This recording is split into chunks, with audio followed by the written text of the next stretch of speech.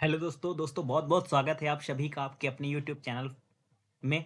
दोस्तों आज के इस वीडियो के अंदर हम डिस्कस करने वाले हैं थोड़ी सी आपके प्रॉपर चीज़ों से हटके यानी जीके के कुछ क्वेश्चंस की बात करेंगे।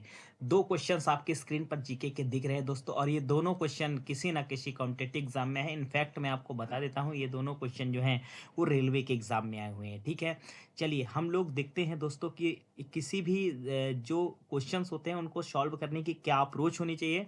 और इन क्वेश्चंस को डेफिनेटली आप अपनी नोटबुक पे नोट कीजिएगा, क्योंकि हो सकता है कि एक प्रश्न से और भी क्वेश्चन तैयार हो जाए। देखिए दोस्तों, जब आप कॉम्पिटिटिव एग्जाम में जाते हैं तो आपको जीएस की जीके और जीएस की समझ विकसित करना बहुत जरूरी है। तो हम यहाँ पर देखिए दो ही क्वेश्चन देखेंगे, लेकिन हम इन दो क्वेश्चन में आपको मैं क्वेश्चंस को देखने का पर्सपेक्टिव बताऊंगा कि क्वेश्चन को देखने का क्या पर्सपेक्टिव होता है कंपटीशन एग्जाम के अंदर। ये बहुत ही इंपॉर्टेंट चीज़ है कि आप एक क्वेश्चन से कितने क्वेश्चंस रेडी करते हैं, और एक क्वेश्चन जो क्वेश्चन है उससे रिलेटेड और कौन कौन से क्वेश्चन है जो एग्जामिनेशन में जीएस के आ सकते हैं। तो ये सारी चीज़ें मैं आपको बताऊंगा। फिलहाल के लिए दोस्तों, आप चैनल पर नए हैं तो डेफिनेटली इस चैनल को करिए सब्सक्राइब, और वीडियो को लाइक वाइक करते नहीं हैं आप, तो आपसे गुजारिश है कि वीडियो को लाइक वाइक भाई करते रहा करें। लाइक करने में आपका कोई चार्ज तो लगता नहीं है। ठीक है, चलिए अकबर और हेमू के बीच क्वेश्चन है। अकबर और हेमू के बीच पानीपत की दूसरी लड़ाई किस वर्ष लड़ी गई थी। सबसे पहले दोस्तों मैं आपको एक बात बताता हूँ, पानीपत की जब भी मैं बात करता हूँ तो पानीपत जो है वो दूध घाट की नगरी हरियाणा के अंदर है। वो दूध घाट की नगरी हरियाणा के अंदर है। दोस्तों आपको पता होना चाहिए कि हरियाणा और पंजाब दोनों की ही राजधानी क्या है, चंडीगढ़। दोनों की ही राजधानी क्या है दोस्तों, चंडीगढ़।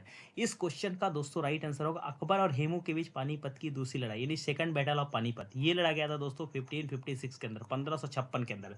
दोस्तों मैं आपको एक बात बता देता हूँ दोस्तों, 1576 के अंदर ये भी क्वेश्चन पेपर में आता है। 1566 के अंदर दोस्तों बैटल ऑफ हल्दी घाटी लड़ा गया था। ठीक है, बैटल ऑफ हल्दी घाटी, ये हल्दी घाटी का युद्ध जो है, हल्दी घाटी का युद्ध जो है दोस्तों वो 1576 के में लड़ा गया था। और ये दोस्तों मैं आपको बता देता हूँ ये लड़ा गया था महाराणा प्रताप, महाराणा प्रताप जो कि एक बहुत ही वीर योद्धा थे। महाराणा प्रताप वर्सेस महाराणा प्रताप और अकबर की फोर्सेस के बीच ये लड़ाई लड़ी गई थी। ठीक है, ये 1576 में 1576 के अंदर बैटल ऑफ हल्दी घाटी था, लड़ा गया था। जो हल्दी घाटी हुआ था जो कि महाराणा प्रताप और अकबर की फोर्सेस के बीच हुआ था। ठीक है, अकबर की फोर्सेस को दोस्तों लीड कर रहे थे राजा मान सिंह। ये क्वेश्चन भी पेपर में आया है कि अकबर की फोर्सेस को लीड कर रहे थे कौन, राजा मान सिंह। राजा मान सिंह जो है वो अकबर की फोर्स को क्या कर रहे थे, लीड कर रहे थे। ठीक है, इसके अलावा दोस्तों अगर मैं पानीपत के पहली लड़ाई की बात करूँ, ये चीज़ पहले आप नोट कर लीजिए, फिर मैं यहाँ पर नेक्स्ट कॉन्सेप्ट लिखता हूँ।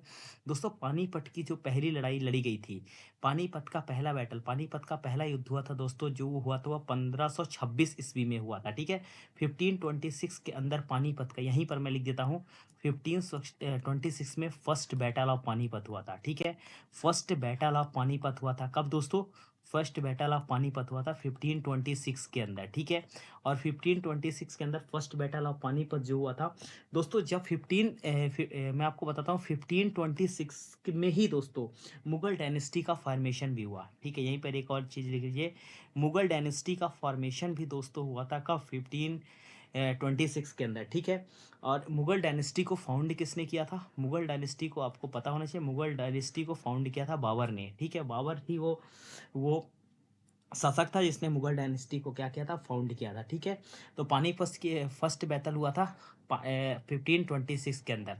ठीक है, ये भी चीज़ आप नोट कर लीजिए कि बहुत इंपॉर्टेंट चीज़ है, फर्स्ट बैटल ऑफ पानीपत। ठीक है, इसके अलावा दोस्तों अगर मैं बात करूँ तो थर्ड बैटल ऑफ पानीपत, ये भी पेपर में पूछा जाता है, थर्ड बैटल ऑफ पानीपत कब हुआ था। ठीक है, तो थर्ड बैटल ऑफ पानीपत मैं आपको बता देता हूँ, थर्ड बैटल ऑफ पानीपत हुआ था दोस्तों, ये हुआ था 1761 के अंदर। ठीक है, 1761 में हुआ था।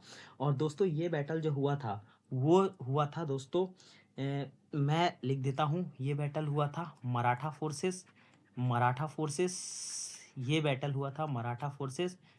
यहाँ पर थोड़ा सा मैं इसको हटाता हूँ, ये बैटल हुआ था दोस्तों मराठा फोर्सेस वर्सेस, एक मिनट थोड़ा वेट करिएगा, मराठा फोर्सेस और वर्सेस, ये बैटल हुआ था दोस्तों अफगान फोर्सेस के बीच। ठीक है, अफगान फोर्सेस के बीच ये बैटल हुआ था। ये सारे पॉइंट आप नोट कर लीजिएगा, अफगान फोर्सेस के बीच हुआ था। ठीक है, और दोस्तों अफगान फोर्सेस की तरफ से कौन इस युद्ध में को लीड कर रहा था, अहमद शाह अब्दाली लीड कर रहा था। ठीक है, अहमद शाह अब्दाली जो है वो लीड कर रहा था अफगान फोर्सेस की तरफ से, और इस युद्ध को अफगानी फोर्सेस ने जीता था, जो कि दोस्तों जीता भी अफगान फोर्सेस ने जीता था, यानी अहमद शाह अब्दाली की टीम ने इस युद्ध को जीता था। ठीक है, तो इस क्वेश्चन के अंदर इतने सारे क्वेश्चन दोस्तों बन सकते हैं। ठीक है, ये इतने सारे क्वेश्चंस जो बन सकते हैं वो मैंने आपको बता दिया। ठीक है, चलिए पहला क्वेश्चन हो चुका है, सारे पॉइंट नोट कर लीजिएगा।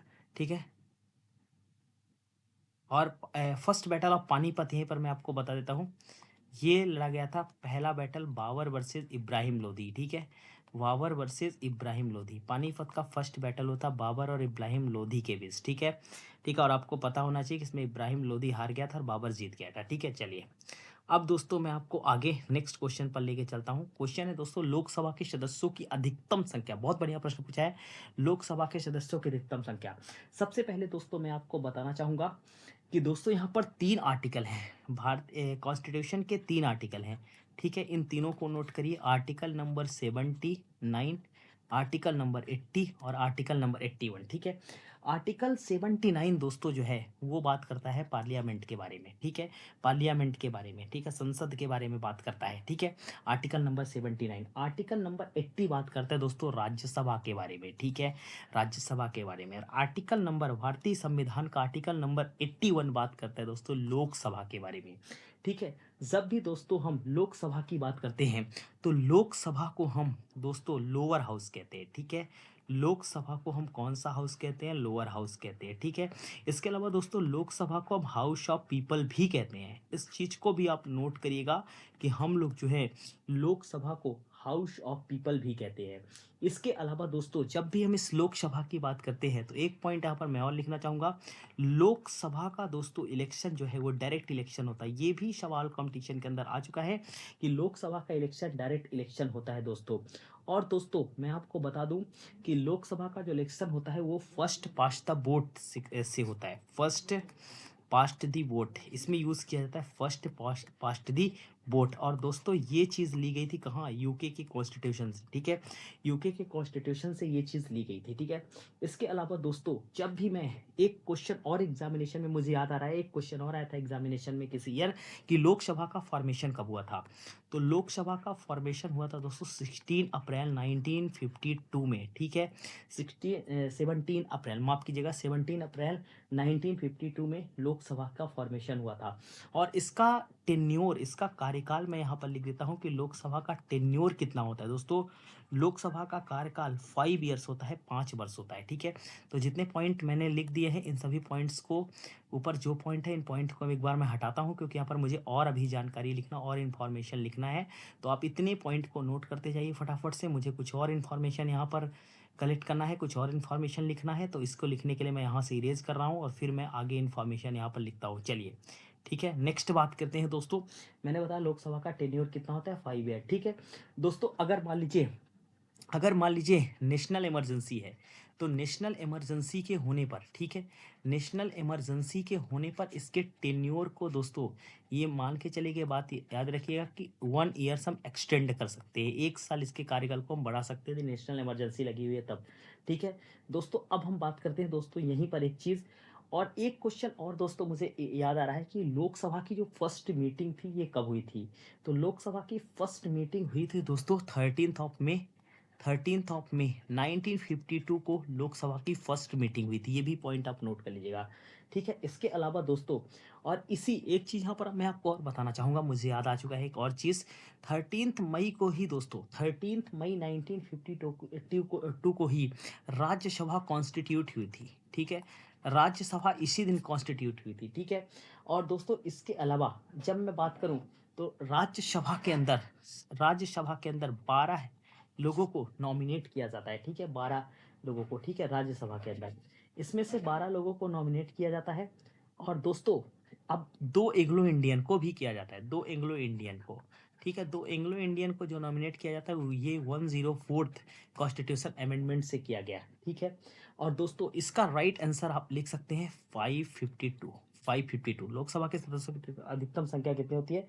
552। ठीक है, लेकिन दोस्तों एक चीज मैं आपको और बताता हूँ, कहीं कहीं ये बात दोस्तों जो होती है वो 550, तो अगर आपके ऑप्शन में 550 है तो आप 550 के साथ जाएंगे। लोकसभा के सदस्यों की अधिकतम संख्या 50, क्योंकि दोस्तों 552 हुआ करती थी, लेकिन करंटली डेटा के हिसाब से रेलवे ने यहाँ पर इस डेटा को पिछले साल जो एनटीपीसी का पेपर हो तो इसको सही माना है, ठीक है।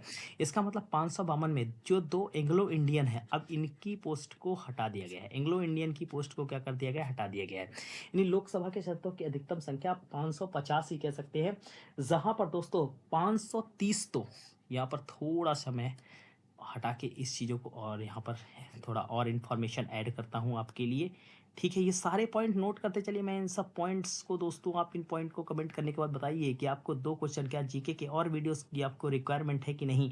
और आपको और वीडियो की रिक्वायरमेंट है तो फिर मैं और वीडियोस बनाऊंगा यदि आपको अच्छा लग रहा हो, कुछ सीखने को मिल रहा हो, ठीक है। इसके अलावा दोस्तों अगर मैं बात करूँ 530 तो आते हैं कहाँ से, 550 में से 530 आते हैं राज्यों से, स्टेट से। और दोस्तों 20 आते कहाँ, यूटी से, यूनियन टेरिटरी, केंद्र शासित प्रदेश से, ठीक है। होप करता हूँ दोस्तों आपको ये वीडियो अच्छा लगा होगा। आज हमने 2 ही क्वेश्चन उठाए हैं, और आपको वीडियो अच्छे लगने लगेंगे तो डेफिनेटली आने वाले समय में और क्वेश्चंस को बढ़ा देंगे, इंक्रीज कर देंगे। Thank you so much. Video को लाइक करिए, चैनल को सब्सक्राइब करिए। मिलते हैं आपसे नेक्स्ट वीडियो में, तब तक के लिए रखिएगा अपना ख्याल। जय हिंद।